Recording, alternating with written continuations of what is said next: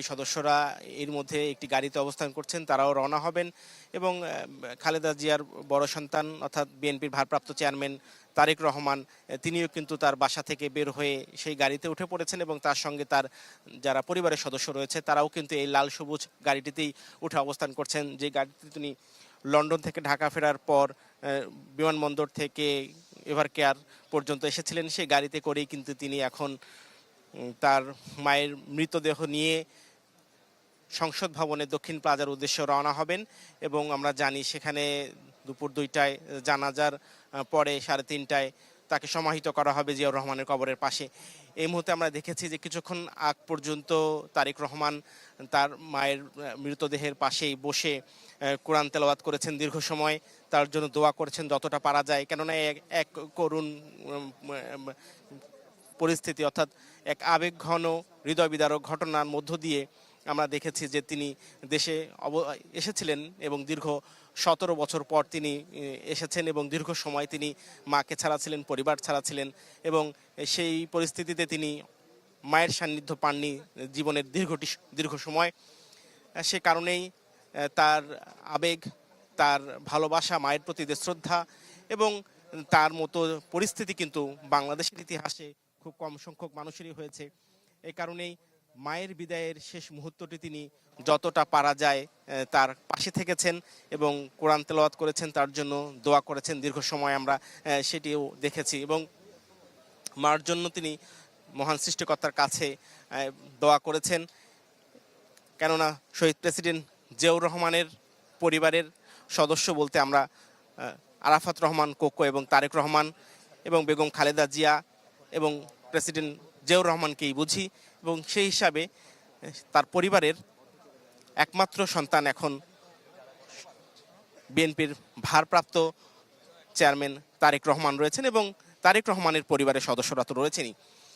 তো কিছুক্ষণ পরেই আমরা দেখব যে বিএনপি চেয়ারপারসনের যারা উপদেষ্টা রয়েছেন এবং স্থায়ী কমিটির সদস্য সহ বিএনপির উচ্চ পর্যায়ের নেতৃবৃন্দ রয়েছেন, তারা তাদের নিজ নিজ গাড়িতে উঠে পড়ছেন এবং এই মুহূর্তে দেখছি আমরা সেই লাল সবুজ গাড়িটি অর্থাৎ বিএনপি চেয়ারপারসন বেগম খালেদা জিয়ার যেই বহনকারী গাড়িটি সেটি বের হচ্ছে। সেই গাড়ির বহরের পিছনে কিন্তু তারেক রহমান থাকবেন লাল সবুজ গাড়িটিতে এবং বিএনপির অন্যান্য সদস্যরা কিন্তু সেই গাড়ি বহরের সাথেই রওনা হবেন এবং সংসদ ভবনের দক্ষিণ প্লাজায় সে জানাজার প্রস্তুতি চলছে, সেখানে কিন্তু নিয়ে যাওয়া হবে এবং এটি বেগম খালেদা জিয়ার 1946 থেকে 2025 সালের দীর্ঘ সময়ের যাত্রার শেষ যাত্রা আমরা বলতে পারি।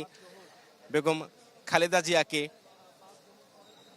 সমাহিত করা হবে সারা জীবনের জন্য। তিনি আর বাংলাদেশের মানুষের মাঝে হয়তো শারীরিকভাবে থাকবেন না, কিন্তু তার আদর্শ, তার নীতি, বাংলাদেশ প্রশ্নে তিনি যে আপোষহীন, অন্যায়ের বিরুদ্ধে তিনি যে চিরকাল কথা বলে গেছেন, যেই অবস্থানের কারণে, তার ভূমিকার কারণে তিনি বাংলাদেশে বারবার কিন্তু নির্যাতনের শিকার হয়েছেন ক্ষমতাসীন শাসকদের দ্বারা। সে অত্যাচার নির্যাতনের শুরু হয়েছিল কিন্তু স্বৈরাচার সরকার হোসেন মোহাম্মদ এরশাদের সময়ে, যখন তিনি 86 সালে নির্বাচনে যাবেন না বলে আপোষহীন অবস্থান নিয়েছিলেন এবং তার পরবর্তীতেও আমরা দেখেছি যখন 2007 সালে সেনা সমর্থিত তত্ত্বাবধায়ক সরকার -2 ফর্মুলায় তাকে দেশের বাইরে পাঠানোর চেষ্টা করেছিল, তখনও তিনি বলেছিলেন দেশের বাইরে আমার কিছু নেই, আমার সব কিছু বাংলাদেশেই, দেশের মানুষের প্রতি ভালোবাসা দেখিয়ে তিনি থেকে গিয়েছিলেন বেগম খালেদা জিয়া এবং বারবার তিনি বলার চেষ্টা করেছেন তিনি কখনো দেশের বাইরে যাবেন না এবং মহান সৃষ্টিকর্তা হয়তো তার এই আপোষহীনতার কারণে বাংলাদেশ প্রশ্নে, বাংলাদেশের জন্য এবং আধিপত্যবাদের প্রশ্নে বেগম খালেদা জিয়ার অবস্থানের কারণেই এবং তিনি যখন বাংলাদেশের প্রধানমন্ত্রী ছিলেন তিনবার এবং দুইবার পূর্ণ মেয়াদে, তখন দেশের মানুষের জন্য, বাংলাদেশের মানুষের গরিব দুঃখীর ভাগ্য উন্নয়নের জন্য যে অবস্থান নিয়েছিলেন, যে ভূমিকাগুলো রেখেছিলেন, এই কারণেই কিন্তু বাংলাদেশের মানুষের ভালোবাসার মণিকোঠায় অবস্থান নিয়ে আছেন বিএনপি চেয়ারপারসন বেগম খালেদা জিয়া।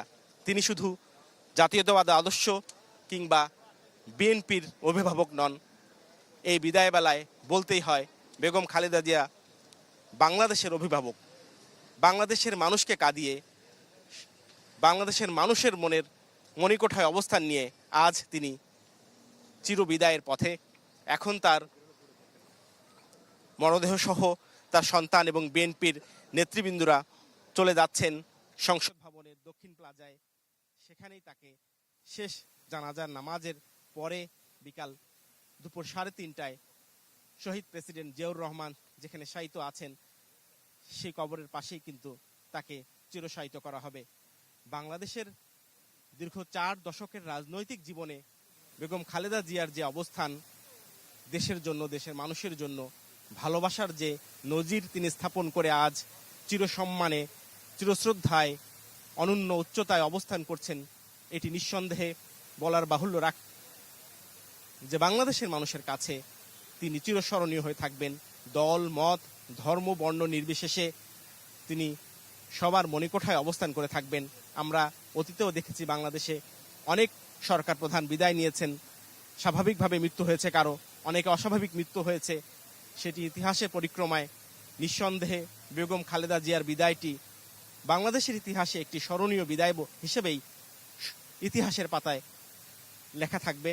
এবং আজকের যে তিনি সম্মান নিয়ে যাচ্ছেন, বাংলাদেশের মানুষের যে সম্মান পাচ্ছেন, একই সাথে বহির্বিশ্বের মানুষ, প্রতিবেশী রাষ্ট্র এবং ইউরোপ আমেরিকার বিভিন্ন রাষ্ট্রগুলো থেকেও কিন্তু বেগম খালেদা জিয়ার জন্য অনেক সম্মান এসেছে। এবং গতকাল যখন মৃত্যুর খবর সারা দেশ বিদেশে ছড়িয়ে গেল, আমরা দেখেছি গণমাধ্যমে, সোশ্যাল মিডিয়ায়, যখন বাক স্বাধীনতায় কোনো হস্তক্ষেপ নেই এমন পরিস্থিতিতে বাংলাদেশের মানুষ কিন্তু বেগম খালেদা জিয়াকে নিয়ে কোনো ধরনের বেগম জিয়া তার বাড়ির যে চৌকাঠ, সেই শেষ চৌকাঠ পেরোলেন।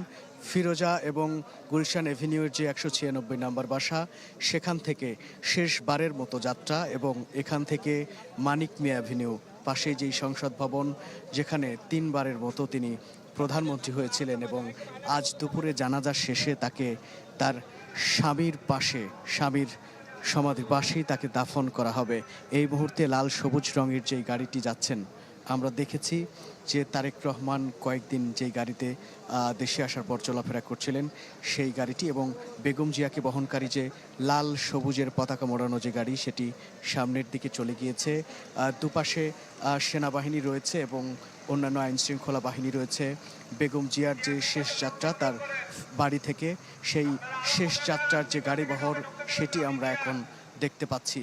দিন শেষে যখন তিনি রোগগ্রস্ত হয়েছিলেন, সেখান থেকে তিনি ফিরে আসবেন, আবারও দেশের এই সংকটকালীন সময়ে হাল ধরবেন দলের, এবং আগামীতে তিনি আবারও বাংলাদেশের নেতৃত্ব দিবেন এমন আশা করেছিলেন তার নেতাকর্মীরা এবং তার যারা ভক্ত সমর্থক রয়েছেন। তবে তিনি সবাইকে কাঁদিয়ে না ফেরার দেশে চলে গেলেন। এবং এখন আমরা যেটি দেখতে পাচ্ছি, সেটি তার শেষ যাত্রার যে গাড়ির বহর, রাষ্ট্রীয় সম্মানে তাকে এখান থেকে নিয়ে যাওয়া হচ্ছে। এখানে সেনাবাহিনী, পুলিশ সহ আইন শৃঙ্খলা বাহিনী রয়েছেন। বেগম জিয়ার যে গাড়ি, সেটি সামনের দিকে লাল সবুজের পতাকা মোড়ানো যে গাড়ি, সেটি চলে যাচ্ছে।